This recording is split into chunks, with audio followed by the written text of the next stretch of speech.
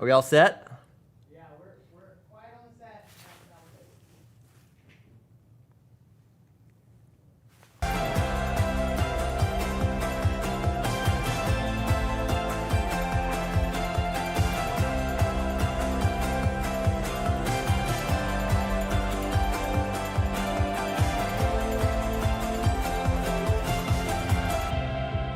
Hello, everybody. Welcome.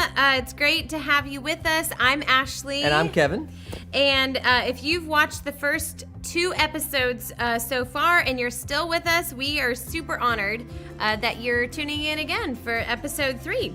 And if this happens to be your first time watching, we do encourage you to go back if possible at some point and watch the first one and the second one, because really everything that we're talking about does build upon each other. So go back and watch. Yeah, and so just to kind of recap, we've called this series Parenting Simple? You know the answer to that question, right? Parenting isn't simple really at all.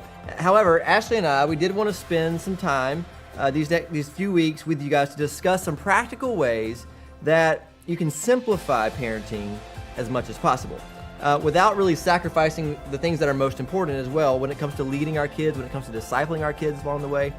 And in doing so, we've been sharing some of our own stories so that we can hopefully be encouraging to you that you're not alone in this journey when it comes to the stress of parenting. That's right. And we all know that parenting is so stressful.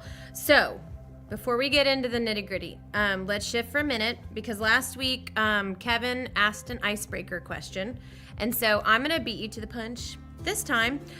Before I do that, though, make sure to like this, share it with your friends, so you can just let everybody know and they can watch with you. So, icebreaker, Kevin.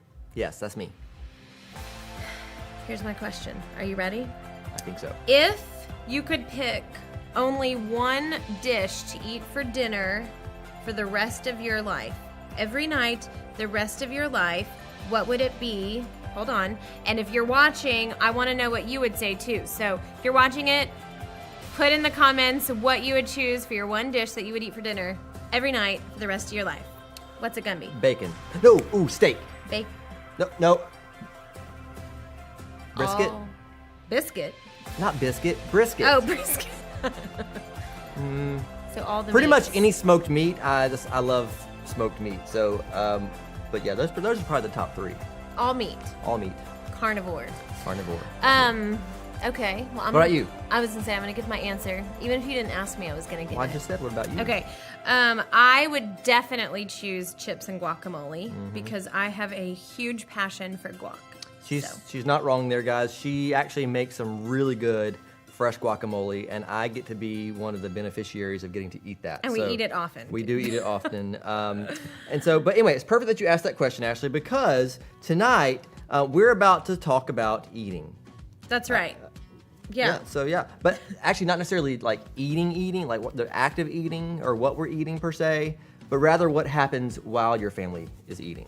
Exactly. So the stuff that we're gonna get into tonight is really my favorite portion of this whole thing, this whole passage in Deuteronomy, because the stuff we're gonna talk about, this is where we live on a daily basis, and you too. We're gonna be talking about everyday life. And we're going to be talking about practical things that we can all do to simplify. That's right. And so, but without further ado, that's how you say that, right? We're going to go ahead. We're going to turn to Deuteronomy Chapter 6. Now, you can do that in your Bible app if you got that, or if you got your actual Bible out, you can do that. But we're going to look at Deuteronomy Chapter 6. And while you're getting there, we'll kind of recap where we were last week as well. We talked about verses 4 through the first part of verse 7. And tonight we're going to look at just one verse, the rest of verse 7. I think that is. So where we left off, though, is the Israelites were about to enter the promised land, if you remember that. Moses was reminding the people of Israel, God's people, that they're to love the Lord their God with all their heart, soul, and strength, with everything they've got. He then said that we're to, those truths, those commands, the command to love God is to be on their hearts. So as parents, it's to be on our hearts. And then it talked about impressing those truths, impressing the love of God on their children. And so it has to be in us first before we can pass it on to them, of course. And so we talked about that last week. And so that leads us into the practical ways that we can do that as well in the second part of verse 7. And so here's the part we're going to look at tonight. Deuteronomy Chapter 6, verse 7, the second part of it. And it says this. It says, in talking about impressing the truths of loving God on your kids, it says, talk about them when you sit at home and when you walk along the road, when you lie down, and when you get up. So Moses is basically telling the Israelites here that it's an all-day thing. It's an everyday thing. It's an all-the-time thing. That impressing the love of God on your kids is not something that just kind of happens one morning a week, just on a Sunday morning maybe, or and then you're good to go. That's not what he's talking about. No, he's saying that this should be a part of your daily rhythm. And even now, we all, in this time of day and time, we all have these same 4 times of the day throughout our day. That's exactly right. And I love that about how even so many years ago, thousands of years, I don't know, how many thousands of years ago, that Moses was talking to people about this. The rhythm was the same. I mean, it was the same kinds of things that they were having being a part of every single day, and we still have those today. And I just think that's pretty awesome. Yeah. So let's first chat about what Moses said, though, when he said, talk about them when you sit at home. So think about, think about, when do you naturally spend time at home as a family?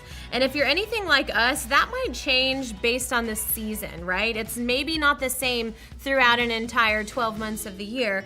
For example, right now, like literally this month, we're in the busiest season. Yeah. Kevin coaches Oliver's soccer team, so they call me Coach K. Coach K. I call him Coach K. Anyway, they're at the field 3 times a week, at least. I am at the gym with our daughter for gymnastics twice a week. And then in addition to that, we've got stuff going on Wednesday nights when we bring our kids to Kid Jam. We have our own adult group that we meet with on Monday nights. And so even just something like sitting down for dinner together is just not realistic every single night of the week. And so this sometimes just means that we have to be creative with the time that we do have when we're all home. And in addition to that, we know that because those times might be fewer and far between, it makes it all that much more important to focus on quality conversation when we're able to have it. So there are practical things that we do as parents in order to maximize how we implement conversation about God into those moments that we have. Yeah, and we also understand that what we're going to talk about tonight, it might look a little different from family to family, because the dynamics of your family is probably different than ours, right. and we just all have different families and the way that we do things. And so just know that's a possibility, but you can also get creative on those things as well. So this won't look the same for everybody, but there are certain things that you can do in order to really prioritize that time that you do have at home. For example, on occasions that you're actually all home at dinner time. Maybe for just like us, maybe for you it's very few times a week, but when there are those occasions where you're all home at dinner, we cannot stress enough really how important it is that you sit together as a family. In fact, there are studies that have shown some pretty cool things, so listen to this. So there are studies that have shown that eating together, it actually leads to better family relationships. There are studies that show that it leads to better grades. If you didn't know that, that's pretty cool. It can actually lead to better mental health, and it can actually be a stress reliever. So for us, if we're home, we're sitting at a table. We're going to sit at the table together. We're not all scattered in different rooms of the house. We're not, we're not sitting in front of it with the TV on. We're just not doing that, unless it's maybe like a Friday night and we're doing like a movie night, something like that kind of thing together. That's different. But on a typical evening that we have dinner together, it is at the table. And the only thing that we're focused on in that time is conversation with each other, with our kids and with each other. And we even try to be intentional about taking our phones away and putting them away and not paying attention to those while we eat. That's right. Yeah, that's very important to us. So now, just because we're sitting together at a table doesn't mean that we have to have this pressure to have every second be filled with deep, meaningful conversation. So I feel like just things like asking your kids about their day, like that's a huge deal. And it's very simple, but it's something big that shows them that you care, that you're concerned with how their day went. We actually sometimes will play games from time to time, and that looks different maybe, depending on how the ages of your kids are. But our daughter was not that long ago learning about rhyming words, and so we played this game. I don't even know if you came up with it. I don't know. But anyway, somebody would take a turn to pick a word, and then we'd go around the table naming out different words that rhyme with that first word. And so we'd go around and around and around until nobody can think of any more words that rhyme with that first word, and you can't repeat any. And we also have kind of a competitive crew. It's our fault because we're competitive too. But anyway, it gets really fun. And so then once nobody can think of any more words and nobody wants to be that last person that doesn't have a word, but somebody else then gets to pick a new word. So I know that's really silly and simple, but it's amazing how just having fun with each other at the table makes a difference in just the general atmosphere of our home. Absolutely. Yeah. In addition to the fun and games, which we love doing that, we also know that when our kids are sitting at the table with us, guess what? We have a captive audience. All right, and we don't let our kids just get up and wander around. When they're eating, when it's time to eat, we sit down and we eat together. And it's the perfect chance to really start those conversations, maybe about God as well. And so one of the things that we really care strongly about when it comes to our Liberty Kids ministry here at Liberty is figuring out ways to partner with parents, figuring out ways that we can better partner with you, whether it's through our group leaders that we have in our Liberty Kids ministry or just with tools. And so we're firm believers in something that we call parent cues. Basically, they're designed to cue you as a parent to kind of help, to help you weave those things into conversations, into those daily rhythms of life as well. In fact, if you ever need ideas for that, you can check out our Facebook pages for Liberty Kids, Instagram pages. You can even go to libertylive.church/kids, and you can find resources there, weekly resources as well. You can find that there. But the dinner time ones they're typically geared kind of towards maybe more elementary age or kind of older preschool, that kind of thing. And they always kind of give some sort of conversation starters, something that even connects back to what they just learned that past Sunday or past Wednesday at church as well. Yeah, so for example, in the month of May, in elementary, in Liberty Kids, we are teaching kids about commitment. And so a couple weeks ago, there was a post, it was a dinner time post, and you'll usually see a conversation starter hashtag. But it says, this week we learned that we can keep practicing what matters most. 1 Corinthians 9:24 through 25, because that's the passage we talked about that Sunday. And then it says this, it says, talk with your kids about a time when practicing paid off. So just a simple question like that really can spark some great conversation between you and your kids. But we also know, again, because we've lived it, that if you're a family that has babies and toddlers, that is not realistic to have this expectation of having meaningful conversation around the table. And in fact, we know from experience that sometimes dinner time can be just straight up miserable, for lack of a better word. So we definitely have memories of kids with mouthful of carrot that they won't chew up and swallow, so we understand that for preschoolers maybe that isn't realistic, but that's why we do give as Liberty Kids, on Facebook and Instagram, there are posts that are specifically geared towards you too, if you're a preschool parent, and oftentimes these conversation starters are more for you to use when you're having playtime or when you're giving your child a bath. And a lot of the times it'll give you a quick little, maybe a game or something that you can do during playtime that usually reminds your child of what they might have learned about Jesus that week at church. So these posts, not everybody, but if you're watching this, you're probably on social media. And I think we're all maybe guilty of being on it too much. I know I'm guilty.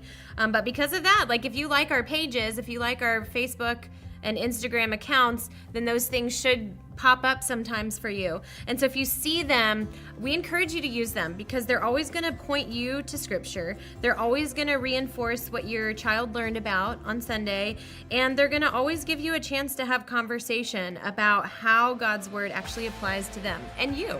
Yeah, and we really believe that, the long-term impact that's made through those conversations those conversations that really happen again and again, the impact can be really made when you do it more and more over time. And it's also super important that when you talk about God and the Bible, it really always points back to how it relates to them. And so you don't want them to just compartmentalize those things to be something that's only applicable on Sundays. You don't want them to even think about the fact that you don't want them to think that God can't carry them through the real everyday struggles of life that really happen throughout the week. That's exactly right, Kevin. So now back to the passage in Deuteronomy. We're going to continue. We talked about sitting at home. Okay, right. And so now we're going to move to what it says next. And it says, when you walk along the road. So that is talking about when you're going from place to place. Now, most of us, we live in Hampton Roads, right? So it's our commutes are typically not walking along the road. But that's what it's talking about, right? Is when you're in the carpool line at school, when you're dropping off your child at daycare, when you're going to and from practice, or maybe even if you are walking around the neighborhood but pushing a child in a stroller. This particular portion of what we're talking about tonight for me is near and dear to me because I tend to be, I have been, at least been in the last 11 years of parenting, the one that spends the majority of time with kids in the car. Mm-hmm. And so I can certainly attest to just that consistent opportunity that we have as parents when we're on the go and having our kids with us. So just like mealtime, though, this does look different if you're a parent of a preschooler versus a parent of an elementary kid or a teenager. I remember being in the car, a couple weeks ago I shared about that screaming baby in the crib, but like that translates to the car, and it can be even worse in the car because then you're like, you have nothing, you feel hopeless because you're driving, there's a screaming baby in the car, and your blood pressure is rising. So I totally understand that. But then the kids get older, okay, and now we've got 3, and they're all very vocal, and I often feel like I'm playing referee between sibling arguments. Maybe you understand, I'm sure that you do. In fact, just one thing that I'm constantly having to referee is what music we're playing in the car. So we have one that loves the Zombies soundtrack from Disney. And so then we have another who loves kids pop music. But then we have another who's constantly rolling his eyes and just demanding silence all the time. And so I'm always having to navigate, calm with all of that going on in the car. But those times that you spend together in the car, they're kind of similar to the whole mealtime thing as well. Because in the car, they're hopefully have their seatbelts on or they're strapped in, of course, correct? And they're sitting right there in that one place. And so you as a parent, you really largely have control over limiting those distractions that may come their way so that you could better maximize the opportunities that you have for conversations. That's right. The thing about it is, and really with any of this though, that means it takes discipline on our part. And so I will be completely transparent with you and just sort of sharing something that I have always felt very strongly about. And this is not a judgment if you don't do things this way, not at all. But in my opinion, I have always, as long as we've had kids, I have felt that it's a horrible, terrible idea to give your kids a screen to watch in the car. Now, I understand that some days you just need peace and quiet, and letting them watch a screen does create a peaceful ride for you. However, I feel like the second your crew piles in the car, if they're if a screen's coming down or they're watching a tablet or whatever like that, I just feel like you're really missing out on the opportunity to connect with your kids. Our kids ride the school bus now, but there was a season, there have been different seasons here and there where I've chosen to drive them to school. And I just really used to love that time where I'd have them in the morning and they're in the car because it was my opportunity to get their day started off on a positive note, sort of a last touch before they were going into school and I wasn't around them for the rest of the day. And so I would usually try to spend that time encouraging them, maybe if they were worried about something. I would let them know that I'd be praying for them throughout the day.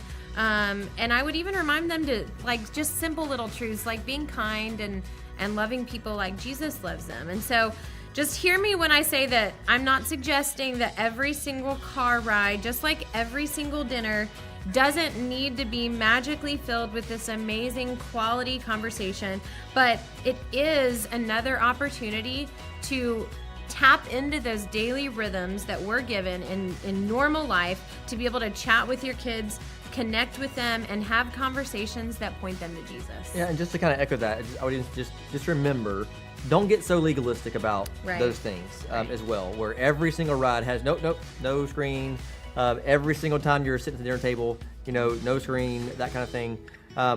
So don't get so legalistic about it, but make that the exception and not the norm, is what I'd say. And so now even now we have parent cues that we post on our social media pages, again, for Liberty Kids, or even on the website as well, that can help you in those drive times as well, when you're in the car, when you're going from place to place, when you're walking along the road. And so there may be a post that gives you an idea about something that your preschooler can call out, or something that they can count that they see as they look out the window, and then you can kind of talk about like how that's related to Jesus, how that's related to his love for them and for everyone else, and that sort of thing. But again, it's over time. It's not going to necessarily be one specific conversation, but it's over time that those things are going to matter the most, and so that'll make a big impact. So now let's move on to the next two lines of the passage in verse 7. It says, when you sit at home, when you walk along the road, and the last two portions of it are when you lie down and when you get up.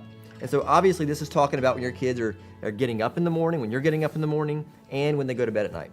That's right. And I did just want to say that we are not a family that has been able to make it work to do like nightly family devotions. And I think some families that works, and that's amazing. But I wanted to just tell you that, to not make you feel like there's a pressure that has to be what it looks like. So we have never made that work for us. Doesn't mean it won't work for you, but that's what this whole series is about, is like simplifying, right? And figuring out what works for you. So we, I think we have tried to maybe make that work for us, and it ends up being like way stressful. It ends up like making a negative impact on our kids. This is just us, but it's made a negative impact on our kids instead of a positive one that actually points them to Christ, when we're trying so hard to like make something happen that just simply doesn't work for us. So I will say though that again, simple is the buzzword, right? But something very simple that we have made a part of our rhythm when it comes to nighttime to bedtime is praying with our kids before they lay their head down at night. But even that's something that we didn't always do. Yeah, and that just because I'm a pastor, we're a pastor's family, I guess. We've not always gotten this right, and I would also say that though we do weave those devotional moments really into our other rhythms of the day, which is really what this verse is talking about. Right. As well. And so it's not a one-size-fits-all kind of a thing. And so when our oldest, he's 11 now, when he was probably 2 or 3, there was a time where he would get scared at nighttime when we were about to leave the room after putting him to bed. Mm-hmm. And so Ashley or I, we would tuck him in, and then he'd get scared, and so he would cry, and he would cry, and he'd cry some more, and cry some more, and on and on. And so that would require one of us to kind of either lay there with him in the bed, or lay there on the floor. We tried to do it on the floor so he didn't get used to us being in the bed with him, and do that until he fell asleep, when we were exhausted already from the day ourselves. And so, you guys know what that's like. One night it kind of hit us, and I don't know why it hadn't already, but one night it just kind of hit us. It dawned on us that maybe we should start praying with him. Maybe we should start praying with him before bed. And really, sure enough, like when we did that, once we started doing that with him, with Oliver, he really, honestly, he started to not have those fears anymore, and he started falling asleep in a much easier way. And so it was really cool. It was amazing to kind of see a glimpse of how important it was to end his day with thoughts of a God who made him, a God who loves him, a God who's going to be with him and take care of him. And I really think that that's something that's still just as vital for him as an 11-year-old as it is for when he was 3 years old. Yeah, I totally agree. And likewise, for their morning, I do think that morning time has become an important thing for me. Just when I think back to my childhood, I can really remember my own mom was very intentional about morning time actually like really making a difference in our home. She knew that time in the morning was likely to set the stage for the climate of the rest of the day ahead. And so I remember getting up in the morning when I was a kid on a regular basis. This isn't just once. Getting up, finding her on the couch in our living room, and I would often climb up onto the couch and just sink right in next to her and, snuggle for a little bit. And we would spend those quiet moments together before the day got busy. And just knowing now, as a mom, at that point, I'm just like, oh, this is cool. But now as a mom, I know how big of a deal that was, because as a mother of 4 kids, there were 4 of us growing up in our household, and her to-do list was monstrous. I'm certain of it. And so just knowing that she prioritized putting the to-do list aside for a little bit in order to create that positive, peaceful time for me and my siblings, I'm still talking about it now as an adult, and I've made it important in our own home. And so this is something that I've tried to implement when it comes to our rhythm. I'm up super early anyway. So on weekdays, it's very typical that the kids are likely to see me first, and rather than Kevin when they come downstairs. And Isaac, he's our second. He is an early bird. He has acquired that from me. And so he is also the one, he's typically the first one downstairs in the morning. But he's also the most likely of all of our kids to have maybe ended the night badly the night before. He's just the one that we've struggled the most when it comes to like bedtime breakdowns. I know you know what that means. But there are often times where maybe we've had a rough night the night before. And I know that in the morning, it's on me to make sure that I show him God's mercies are new every single morning. And that means that sometimes I have to pray really hard that God will remove my chip on my shoulder overnight. And he'll do that. I mean, really, God will do that. And he does do it. And it's amazing, we wake up in the morning and my perspective has been completely refreshed, and somehow just, I find that I can look at my kids at the beginning of every day really with that unconditional love that God gives me or gives us, and I really believe that God gives us that opportunity really on purpose, so that we can give our kids a picture of what that unconditional love looks like, what it really feels like. I mean, they've got to experience God's grace and forgiveness. They've got to see that through us and from us as well, or they're not going to understand it when it does come to knowing that their Heavenly Father does extend it to them. That's right. So now, if your mornings are currently just full of chaos, then, we get it, trust me, then maybe this is just a simple next step for you. Because our intent through this series is definitely not to beat you up and overwhelm you with this long list of things that you should be doing better, and pressure you to feel like you need to do this massive overhaul and implement everything that we're saying right away. That's not realistic. And you're going to end up stressing yourself out. So if you're trying to do that, it's not going to last. So I think that's a very simple, maybe next step is just your morning time, being able to start it off positive, pointing towards grace, God's mercies. Absolutely, on the right foot. So maybe that's something practical that you can commit to doing with your own family in your home. And so start your day praying for grace, praying for peace in your home, and then set the tone with those things in mind. But maybe you're already doing a pretty good job with that. Hopefully you are, but if so, I would encourage you then maybe in what your next step might be after that, And that would be to kind of begin maybe helping your kids start their day with their own devotion time, their own chance to do that. And so, one of the resources that we have in Liberty Kids is called devotion sheets as well. So we hand those out on Wednesday nights at Kid Jam, but also you have access to them at libertylive.church/kids as well on the resources page every single week. There's new ones every week, but we give those to you, and there's 4 or 5 days of the week that they can do, things they can do to spend time alone with God, and they always point back again to what we've just learned at church that week. Because again, remember, it's not just church, it's life. We want them to continue learning what they've learned at church and see it played out throughout the week as well, and go further with it. And so those sheets, they utilize lots of different methods for thinking about God. They give, of course, Bible verses that they can read. Sometimes it asks questions for them to answer. Sometimes it gives them a quick activity that kind of helps them apply the passage to their life as well. And they're usually really simple, but they're a great way to help your kids experience the value of making time with God, your own time with God, a normal rhythm of your day. And so now, as we've said from the start, I mean, parenting is actually not simple. It's not simple at all.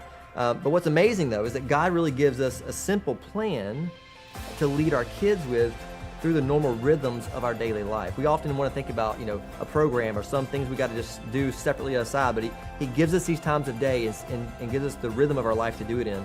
And so a way to show our kids that a daily walk with God is actually this, having a daily quiet time is a way to show our kids that it's actually a daily thing, that it's throughout our day. It's not just once a week, and it's not just in one moment in a day. That's right. And so, but as we're talking about this, Kevin, I know that there are parents that are out there hearing this and thinking, but I'm extremely overwhelmed. How do I do that when, talking about when you lie down at night, right? Like when you get home from work, especially if you're somebody that doesn't work like a normal, nothing's normal, but if you're not working like an 8 to 5 shift or whatever, you have a weird work schedule, and then you get home at night, sometimes all you have the wherewithal to do is check out, and I get that. Sometimes you have deadlines maybe that you're trying to meet, and you're having to work overtime. Sometimes, just taking kids from one thing to another is exhausting. I totally understand that. The pandemic still is causing stress and extra things that you have to worry about. Maybe car problems. I just dealt with that yesterday. My battery ran out in my car, and it completely messed up everything that was supposed to happen the rest of the day. Maybe your toddler is in the terrible 2 stage. Maybe your teenager hates you. Or at least they've said that. They don't hate you, but they've said that. Maybe the house is like completely a mess and kids need showers. You're drained at the end of the day. You don't have energy. So, if you're a single parent and you're doing it all on your own, Kevin, for parents like that are thinking these kinds of things, because we get it, what would you say to them? First of all, I'd say just hearing you say all those things may be really exhausted just right now in this moment. But we felt that exhaustion. We certainly we have, and yeah. we still do sometimes. And so, but I think that's exactly and precisely what Moses was warning the Israelites about in this passage. That there's going to be a lot that's going on in our lives, especially as parents. There's going to be a lot that goes on that takes our energy away from us. It takes our focus off of God. And so God uses Moses in this moment to really kind of give a heads up, to give us a plan that works in our daily rhythm, the same rhythm that we all have, even to this day. We all get up in the morning. We all go to bed at night. We all go places and walk along the road, it says. We all sit at home at times throughout every single day. We have those moments. And remember, the Israelites in this moment, in this time, they were prone to forget. They saw some incredible miracles. I mean, they saw some crazy stuff happen. We were preparing for this, and I was telling our son Oliver, I was kind of talking about it, and I was like, these people, they literally saw God part the waters in front of them so that they could get across on dry land. They're walking through where the waters are parted, and they're seeing walls of water on each side of them so they can get away from the Egyptians that are chasing them, to get across the river, and then the river swallows them up. I mean, they saw these crazy, incredible miracles happen, and yet they still don't trust God. It sounds like, well, that's ridiculous. How could they do that? Well, it's because they were stressed out. They were thinking about the circumstance, not thinking about their God. And so for us, with all the things that we have on our plate as parents, we've got to go back. We've got to take a step back. We've got to remember who God is, like who he is. We got to remember how much he loves us. We need to not see him as just another thing that we don't have time for. Instead, we need to look at God and go to him when we're drained. We need to go to him when we don't have energy and go to him for the energy. Yeah, that's good. And so we want to leave you with that tonight. If you are tired and you're drained and you're at your wit's end, go to the one who loves you more than you could ever dream of. Because he promises that in Matthew 11, that when we come to him in these moments, he will give us rest. Yeah, and seek him first, and all these other things will be added to us. And then think about your daily rhythms. Think about what your next step might be. It might not necessarily be all the steps. In fact, I wouldn't recommend all the steps, but think about what your next step is. Just the next simple thing that you can begin implementing. And so that kind of brings us to a close tonight. But think about those things. We're going to have some questions again that come up on the screen. And so, we really kind of hope that tonight has been helpful for you. If nothing else, that you're not alone in the journey. And come back and join us, right? That's right. And don't forget to comment. One, we want to know what your favorite food, right, from the earlier part of it. But also, we just want to hear from you. Let us know what you're thinking. So comment and talk about these questions that you'll see up on the screen, and we will see you for next week. Absolutely. We'll see you right, next time. bye-bye. Bye, guys.